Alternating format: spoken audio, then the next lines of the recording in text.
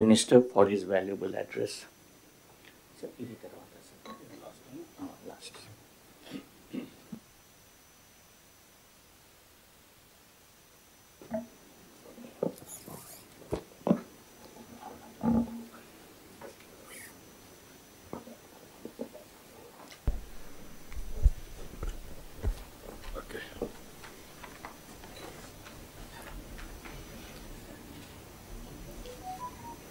అందరికీ నమస్కారాలు. ఈరోజు మనందరం కూడా 75వ భారత రాజ్యాంగ దినోత్సవాన్ని జరుపుకోవడానికి మనం ఇక్కడ సమావేశమయ్యాం. ఇది ఒక పవిత్రమైన రోజు, ఒక విశిష్టమైన రోజు కూడా. అందరికీ రాజ్యాంగ దినోత్సవ శుభాకాంక్షలు. ఇక్కడ మన రాష్ట్రంలో ఉండేవాళ్ళే కాకుండా ప్రపంచం మొత్తం ఎవరైతే భారతీయులు ఉన్నారో వారందరికీ కూడా శుభాకాంక్షలు. ప్రపంచంలోని అతిపెద్ద రాజ్యాంగాన్ని, అతిపెద్ద ప్రజాస్వామ్య దేశానికి పరిరక్షణ కలిగించిన రోజు. మన రాజ్యాంగాన్ని రాజ్యాంగ పరిషత్ ఆమోదించిన రోజు కూడా. ఇప్పుడే చాలామంది మాట్లాడారు. భారత రాజ్యాంగ నిర్మాత డాక్టర్ బిఆర్ అంబేద్కర్ సారథ్యంలో 2 సంవత్సరాల 11 నెలల 18 రోజుల పాటు సుదీర్ఘంగా ఆలోచించి రాసినటువంటి రాజ్యాంగం. అది కూడా ప్రపంచంలోనే ఒక లిఖిత రాజ్యాంగంగా ఈరోజు మనం చూస్తే ఇది అమలు చేసి 75 సంవత్సరాలైనా ఎన్నో సవాళ్ళు వచ్చినా ఆ సవాళ్ళన్నీ అధిగమించి దేశ భవిష్యత్తుని, అదే మాదిరిగా భారతదేశ సమైక్యతను కాపాడుకుంటూ ముందుకు పోగలిగాం. డాక్టర్ అంబేద్కర్ 125వ జయంతి సందర్భంగా 2015 నుంచి రాజ్యాంగాన్ని భారత రాజ్యాంగ దినోత్సవంగా జరుపుకుంటూ ముందుకు పోవాలని గవర్నమెంట్ ఆఫ్ ఇండియా నిర్ణయించడం. మనం రాజ్యాంగాన్ని సమర్పించిన రోజు ఈ రోజైనా మనం అందరం కూడా జనవరి 26 నుంచి మన రాజ్యాంగాన్ని పరిరక్షించుకున్న దినోత్సవంగా మనం ముందుకు పోతూ వచ్చాం. అయితే ఈరోజు మనం దీన్ని ఒక 2 అకేషన్లో గుర్తు చేసుకుంటున్నాం. స్వాతంత్ర దినోత్సవం జరుపుకుంటున్నాం. మొన్నటి వరకు జనవరి 26 రిపబ్లిక్ డే మాత్రం జరుపుకున్నాం. ఎన్డీఏ గవర్నమెంట్ వచ్చిన తర్వాత రాజ్యాంగాన్ని ఆమోదించిన రోజు కూడా మనం జరుపుకోవాలని నిర్ణయించడం అనేది చాలా ముఖ్యం. రాజ్యాంగాన్ని ఇప్పుడు మనం అందరం కూడా మన మైండ్ని కంట్రోల్ చేయాలన్నా, కండిషన్ చేయాలన్నా ఏ రిలీజన్కి సంబంధించి ఆ రిలీజన్ రిమైండర్ కింద చేసుకుంటూ వస్తున్నాం. హిందువులు చూస్తే దేవాలయాలు పోతారు, భగవద్గీతను ప్రాక్టీస్ చేస్తారు. క్రిస్టియన్స్ని చూస్తే చర్చిలకు పోతారు, అక్కడి నుంచి ఏదైతే బైబిల్ ఉందో బైబిల్ని చేస్తారు. ముస్లిమ్స్ని చూస్తే ఎక్కడ మసీదుకి వెళ్ళి ప్రతి వారం కూడా మసీదుకి వెళ్ళి అదే సమయంలో ఖురాన్ని ప్రాక్టీస్ చేస్తూ ఉంటారు. అలాంటిదాన్ని మనం కూడా ఆలోచించాల్సింది. భారత రాజ్యాంగం అన్ని మతాలకు, అన్ని ప్రాంతాలకు, అందరికి కూడా ఒక పవిత్రమైన గ్రంథం. ఇది ఆ స్ఫూర్తిని కూడా ఒకసారి గుర్తు చేసుకోవాల్సిన అవసరం ఉంది. ఆ రోజు బ్రిటిష్ పాలకులు వచ్చినప్పుడు భారతదేశంలో వ్యాపారం కోసం వచ్చి అక్కడి నుంచి దేశాన్ని మొత్తం హస్తగతం చేసుకుంటూ పరిపాలన వాళ్ళు సాగించారు. మనమందరం కూడా ఒక వినూత్నమైన భావంతో ఎప్పటికప్పుడు ఆలోచించడం కూడా మానేసాం. ఆ క్రమంలో మనం చూస్తే ఎన్నో అవమానాలు, మరెన్నో అరాచకాలు, అంతకు మించి మనం ఒకసారి చూస్తే మనం ఏది చేతగాని వాళ్ళనే ఇంప్రెషన్ కూడా ప్రపంచానికి ఇచ్చే పరిస్థితి వచ్చింది. ఈ ఆలోచన విధానాన్ని కూడా మీరు ఒకసారి ఆలోచిస్తే చాలా సంవత్సరాలు, డెకేడ్స్ మనం సబార్డినేట్స్గానే ఆలోచించాం.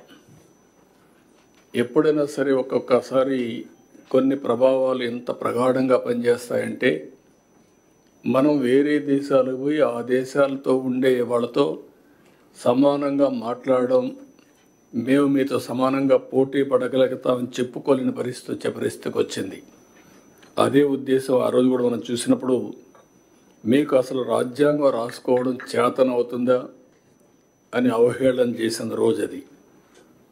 అక్కడి నుంచి ఈ రాజ్యాంగాన్ని రాయడం కోసం మీరు ఒకసారి చూస్తే ప్రపంచంలో ఉండే అన్ని దేశాలని, ప్రజాస్వామ్య దేశాలన్నీ అధ్యయనం చేశారు. ఒక పక్క అమెరికా, ఒక పక్క Britain, Canada, Ireland, Germany, Australia, దక్షిణాఫ్రికా, ఫ్రాన్స్, రష్యా, జపాన్, ఇలా వివిధ ప్రపంచ దేశాలన్నీ స్టడీ చేసిన తర్వాత వాళ్ళ రాజ్యాంగంలో ఉండే బెస్ట్ ప్రాక్టీస్ అన్ని తీసుకొని అంబేద్కర్ గారికి ఉండే అనుభవంతో భారతదేశ కండిషన్స్ కూడా అధ్యయనం చేసుకొని ఒక దళిత కుటుంబంలో పుట్టినటువంటి అంబేద్కర్ గారు జీవితాంతం ఎన్నో అవమానాలు పాలయ్యారు. ఒక పక్క బానిసత్వం, ఇంకొక పక్క సమాజంలో కూడా అవహేళన, ఇవన్నిటికి గురైన తర్వాత ఆయనలో ఉండే పరిపక్వత రాజ్యాంగంలో పూర్తిగా ఎక్కడికక్కడ కనపడే పరిస్థితి వచ్చింది. భవిష్యత్తులో వచ్చే సవాళ్ళను కూడా ఊహించుకొని రాజ్యాంగంలో సొల్యూషన్స్ ఇచ్చాడు. ఒక రోజు 2 రోజులు కాదు. ఇంత మునిపే మన మిత్రులు మాట్లాడినప్పుడు చాలా పెద్ద ఎత్తున ఎక్సర్సైజ్ చేయడం, దీనికి మీరు చూస్తే 299 మంది విశిష్ట వ్యక్తులు కలిసి సభగా ఏర్పడి ఒక్కటిగా రాసినటువంటి మహోన్నత గ్రంథం మన భారత రాజ్యాంగం. వివిధ ప్రాంతాల నుంచి ఉన్నారు, వివిధ కులాల నుంచి, వివిధ రంగాల నుంచి అందరూ కూడా ఆ రోజు ఒకటిగా చేరి ఇది రాశారు.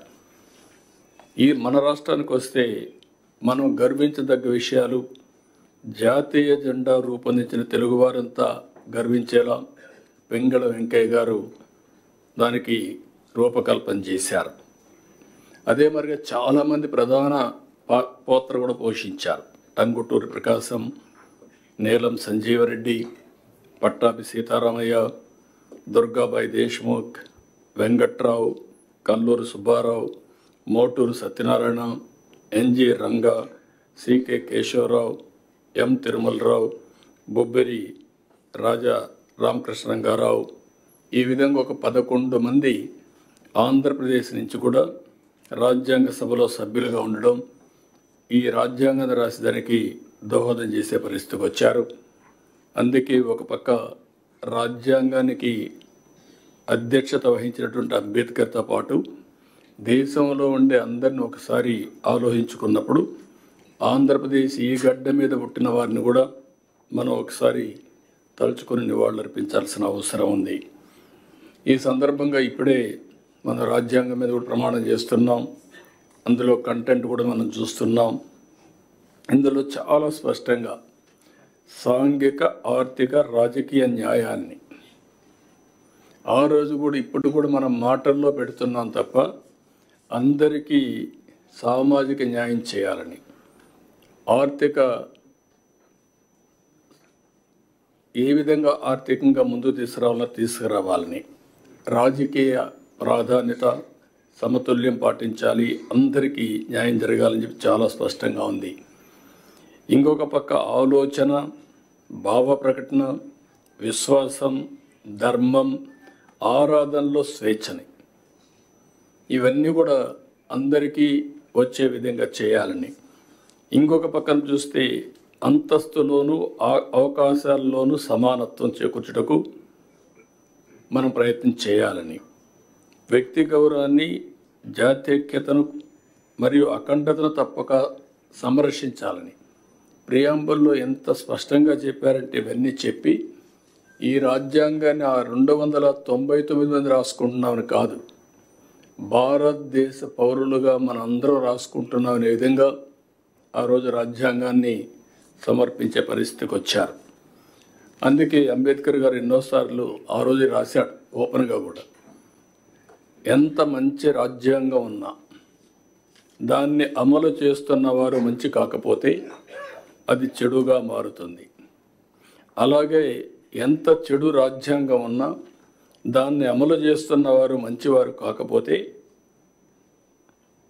అది మంచివారైతే అది మంచిగా మారుతుంది అని అంబేద్కర్ ఆ రోజు చెప్పాడంటే వ్యక్తులను బట్టి రాజ్యాంగం.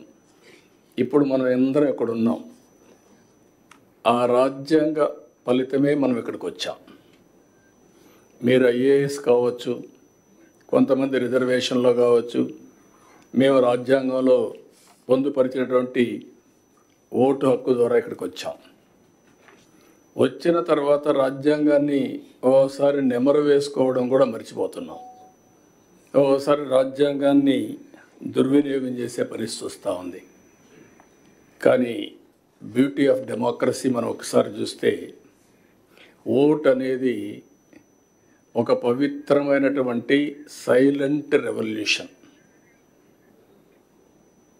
ఆ రోజు అంబేద్కర్ గారు ఇచ్చిన ఓటు హక్కు మీరు చూస్తే కొన్ని దేశాల్లో కొన్ని సందర్భాల్లో అందరికీ ఓటు ఇవ్వలేదు. పేదవాళ్ళకు ఓటు కొన్ని దేశాల్లో పేదవాళ్లే కాకుండా కొన్ని వర్గాలకు కూడా ఓటు ఇవ్వని పరిస్థితి. కానీ భారతదేశంలో మొట్టమొదటి నుంచి డబ్బులుండేవాళ్ళు, డబ్బులు లేని వాళ్ళు, లేకపోతే బలహీనులు, బలవంతులు అందరికీ ఒకే ఓటు తప్ప రెండో ఓటు లేదు. ఆ ఓటు ద్వారా ఈరోజు దేశంలో ఒక విధంగా చెప్పాలంటే రాజ్యాంగాన్ని మనం కాపాడుకోగలుగుతున్నాం. ఎప్పుడైనా సరే ఏ నాయకులైనా సరే అతిగా ప్రవర్తించినా, రాజ్యాంగాన్ని దుర్వినియోగం చేసినా మళ్ళీ కరెక్ట్ చేసే శక్తి ఓటర్స్కు ఉంది. అదే రాజ్యాంగంలో ఒక బలమైన శక్తి అని చెప్పి కూడా నేను మీకు తెలియజేస్తున్నా. ఇందులో అనేక సమస్యలకి పరిష్కారం చూపించారు. అదే సమయంలో ఇప్పటికే మీరు ఒక్కసారి చూస్తే అనేక సవాళ్ళు కూడా వచ్చాయి. ఎమర్జెన్సీ లాంటి చీకటి రోజులు కూడా వచ్చాయి. అదే మరిగా లాస్ట్ 5 ఇయర్స్లో మన రాష్ట్రంలో కూడా మన సమస్యలు చూసాం. నేను ఎప్పుడు 45 ఏళ్ళుగా రాజకీయాల్లో ఉన్నా, అవినీతిని చూసా, అసమర్థను చూసా, ప్రోగ్రెసివ్ పాలిటిక్స్ చూసా. అదే మరి కొంతమంది ట్రెడిషనల్ పాలిటిక్స్ చేస్తూ వచ్చారు. కానీ ఇలాంటి రాజ్యాంగాన్ని తమ చేతుల్లోకి తీసుకొని ఏ విధంగా ప్రాథమిక హక్కులను కూడా పూర్తిగా కాలు రాశారో మనం చూసాం. అంటే ఒక్కోసారి రాజ్యాంగంలో కూడా కొన్ని కాస్ట్లీ మిస్టేక్స్ జరుగుతూ ఉంటాయి, మామూలు మిస్టేక్స్ కాదు. కానీ ఆ సఫరింగ్ కూడా కొన్ని తరాలు, కొన్ని డికేట్స్ సఫర్ అయ్యే పరిస్థితి వస్తుంది. అయితే అల్టిమేట్గా ఎవరైనా సరే రాజ్యాంగాన్ని అతిక్రమించిన, రాజ్యాంగ స్ఫూర్తికి వ్యతిరేకంగా పనిచేసిన, నేను 2 వర్డ్స్ వాడుతున్నా. ఒక అవినీతి చేయడం మన బాధ్యతను మనం ఉల్లంఘించినట్టు అవుతుంది. అధికార దుర్వినియోగం చేయడం కూడా రాజ్యాంగ ఉల్లంఘనే.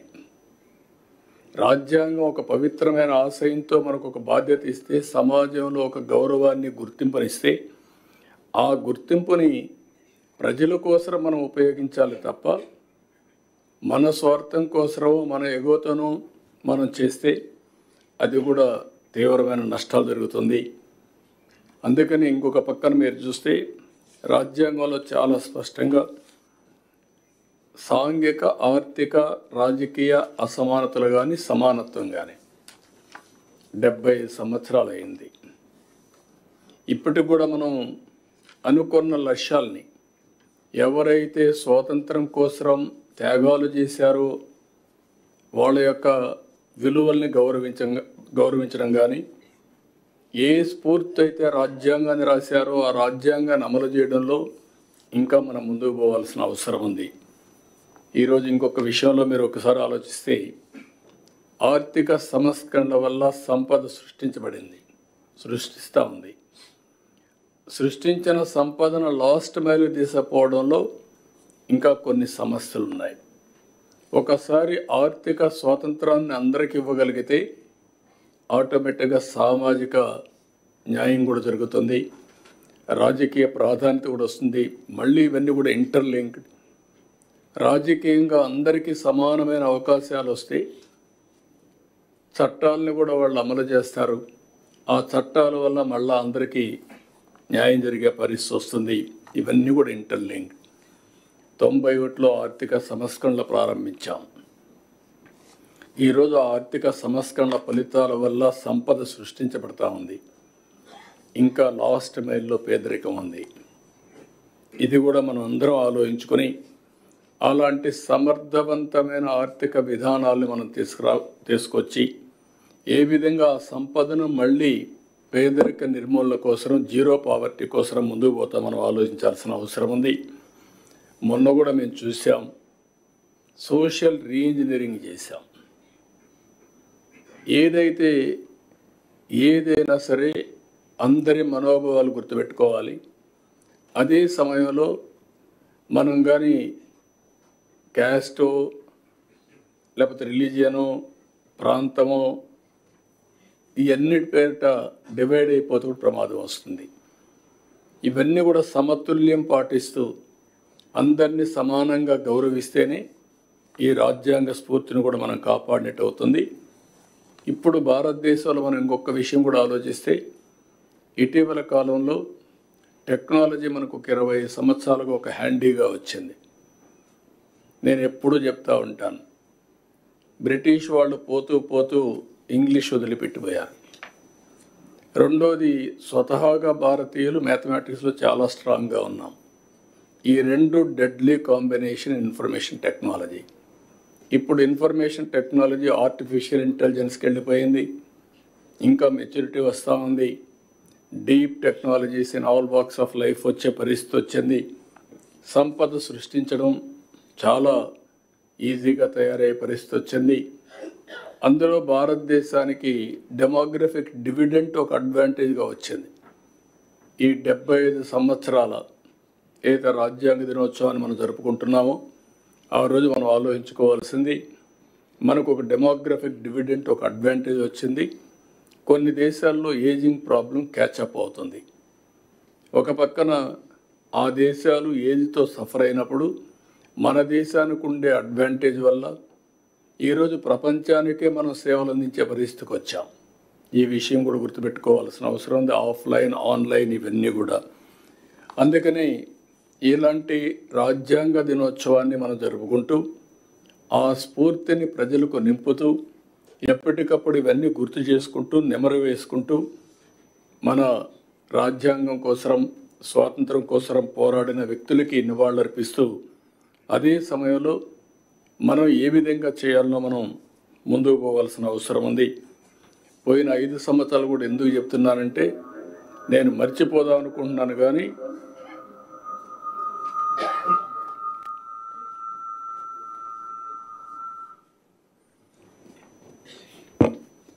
కానీ అందరికీ గుర్తుండాల్సిన అవసరం ఉంది. వ్యవస్థలన్నీ పూర్తి కూడా ఇప్పటికీ నేను 4వసారి ముఖ్యమంత్రి అయినా ఇప్పటికి కూడా నాకు ఇంకా పూర్తిగా విధ్వంసానికి గురైనటువంటి వ్యవస్థల్ని రివైవ్ చేయడం ఇంకా టైం తీసుకునే పరిస్థితి వస్తూ ఉంది.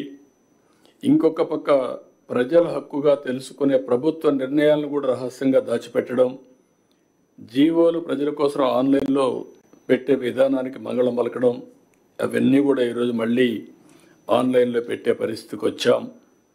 ఇంకొక పక్కన 5 సంవత్సరాల జీవోలు కాకుండా ఇప్పుడు ఇచ్చే జీవోలన్నీ కూడా ఆన్లైన్లో పెట్టి ఒక పారదర్శకతకి పెద్దపీట వేసే విధంగా ముందుకు పోతున్నాం.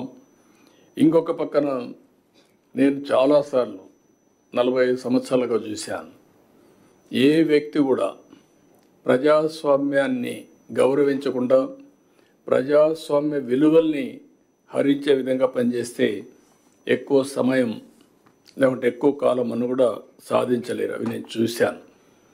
అదే సమయంలో ప్రజల్ని హింసించే శక్తులను కానీ వ్యక్తులను కానీ మనం ఉదాసీనతగా ముందుకు పోయినా దానివల్ల కూడా సమాజానికి చెడు జరుగుతుంది. ఇవన్నీ బ్యాలెన్స్ చేయాల్సిన అవసరం ఉంది. ఒకటే నేను మేమందరూ కూడా విజ్ఞప్తి చేస్తున్నా, ప్రజలందరికీ విజ్ఞప్తి చేస్తున్నా, ప్రజాస్వామ్యాన్ని విశ్వసిద్దాం, రాజ్యాంగాన్ని గౌరవిద్దాం, పూజిద్దాం.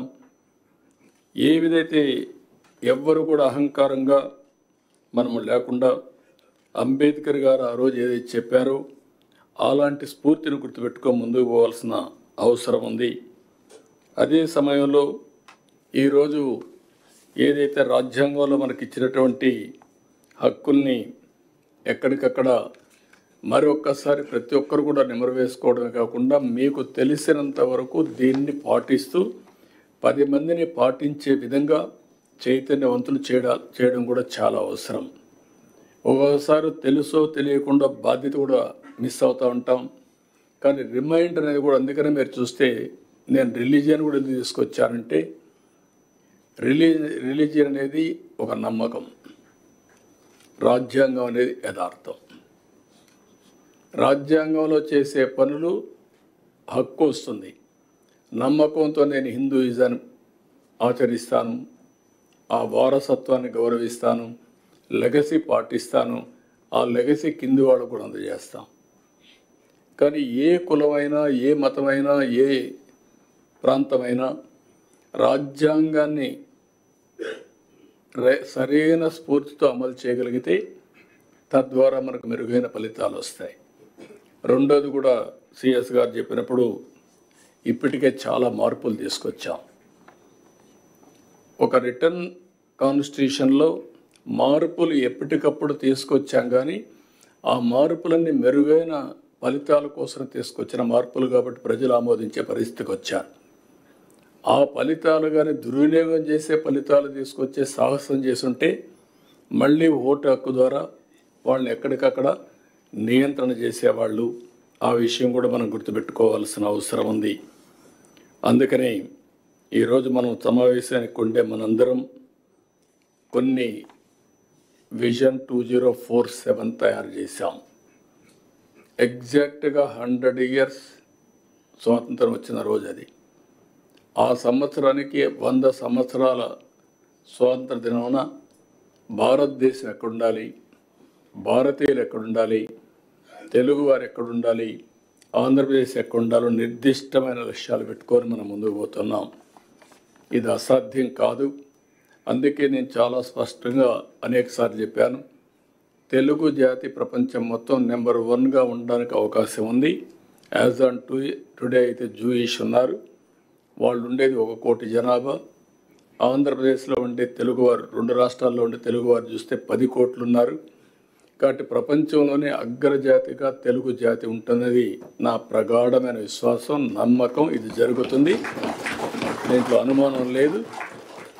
అదే సమయంలో ఆంధ్రప్రదేశ్ రాష్ట్రం కూడా భారతదేశంలో నెంబర్ 1 ఎకానమీగా ఉండాలని, పర్ క్యాపిటల్ ఇన్కంలో నెంబర్ 1 ఉండాలని, ఇది కూడా 100% అవకాశం ఉంది. అది చేయాలంటే రాజ్యాంగ స్ఫూర్తితో మనందరం కానీ ఆలోచిస్తే ఇది సాధ్యం అని చెప్పి కూడా నేను మీకు తెలియజేసుకుంటున్నాను. అదే మరిగా ఈరోజు రాష్ట్రంలో మనందరం కూడా అనునిత్యం మన ఆలోచన విధానానికి పదును పెట్టి పాజిటివ్గా ఆలోచిస్తే ఏదైనా సాధ్యం. ప్రజల హక్కుల్ని కాపాడదాం, పరిరక్షిద్దాం. Wealthy, happy and healthy, happy రాష్ట్రంగా ఆంధ్రప్రదేశ్ని తీర్చిదిద్దాం. అది ఒక వెల్త్ ఉంటే చాలదు, ఆరోగ్యంగా ఉండాలి. ఆరోగ్యం ఉంటేనే చాలదు, ఆనందంగా ఉండాలి. నేను అందుకనే ఎన్నోసార్లు చెప్తున్నా, మీరందరూ హార్డ్ వర్క్ చేయడం కాదు, స్మార్ట్ వర్క్ చేసేది నేర్చుకుంటే ఏదైనా సాధ్యం. 24 గంటలు కూర్చొని పనిచేసే రోజులు అయిపోయినాయి. ఎంత స్మార్ట్గా పనిచేస్తారో మీరందరూ ఆలోచించుకోవాల్సిన అవసరం ఉంది. అందుకే ఒకప్పుడు రాత్రి 12, 11 వరకు మీ దగ్గర పని చేయించేవాడిని. ఇప్పుడు 6 గంటల తర్వాత మీటింగ్లు వీలైనంత వరకు అవాయిడ్ చేస్తున్నా. అది ఇంకా పాటిస్తా.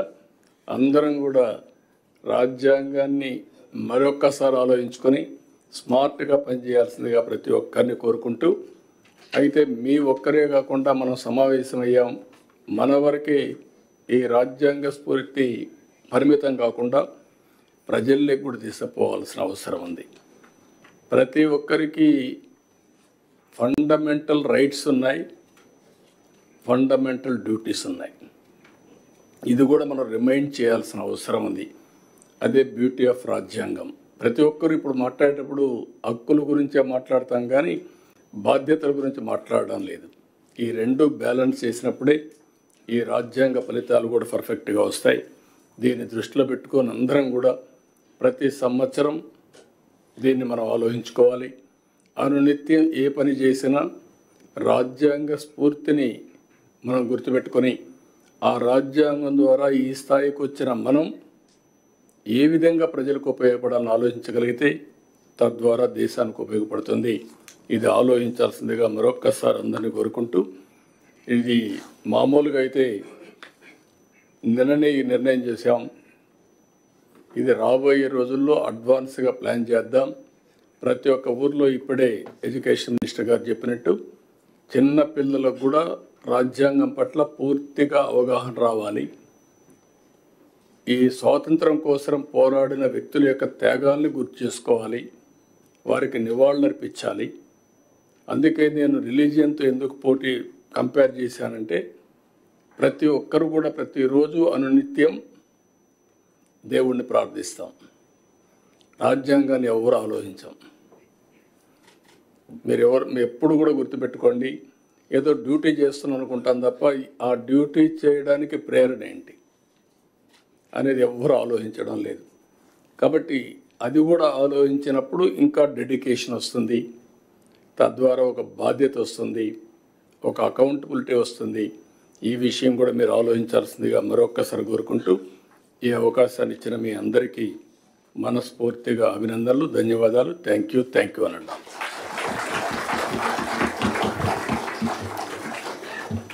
Now we will have the reading of the preamble of the Constitution. I request all of you to stand up, and I request Honorable Chief Minister to please lead the reading of the preamble.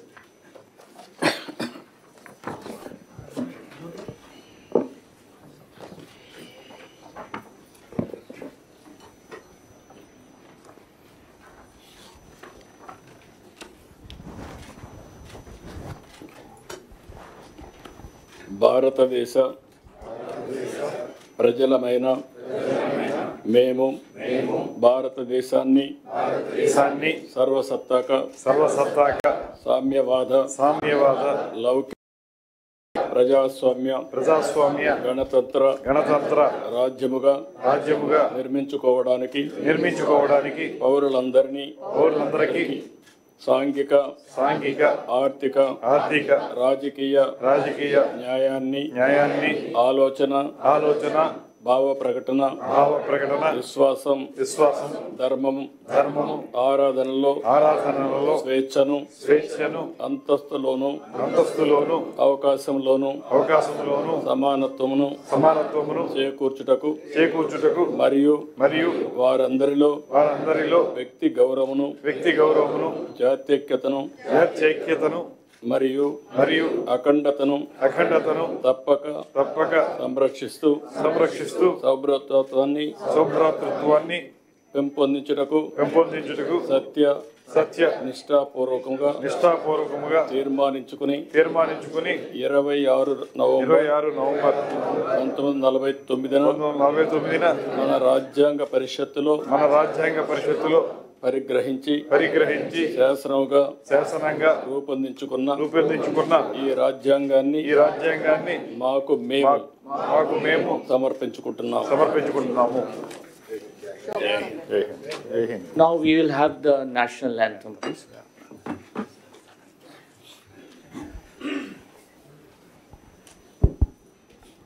जनगण मन अधिनायक जय हे भारत भाग्य विधाता पंजाब सिंधु गुजरात मराठा द्राविड उत्कल वंग